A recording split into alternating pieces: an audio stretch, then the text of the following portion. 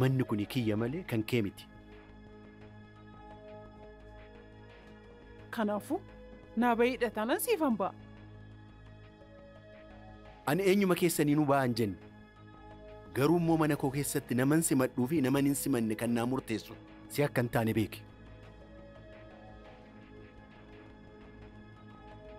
Zinnaw rakkoo ishee ana taanaan as turuun barbaadu nan deema.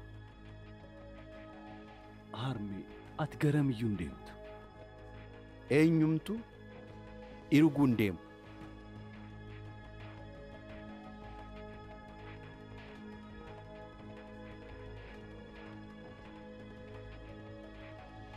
Maal taateetta? Eeyyaa Harmeeniitiin kun boofadha. Kanarraa mana kana akka turtuun barbaadu. Gara dhuftee taa deebitu. Kan isiin jedhu inni murtii kee miti bar. Teediitti taphachaa jirti bar. Kana gochuun shanqatee moo innaatii ishee kolfitu arguu hin danda'u.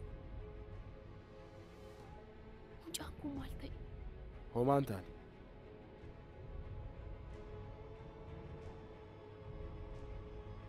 Ilmi koo dhugaasaa dubbate.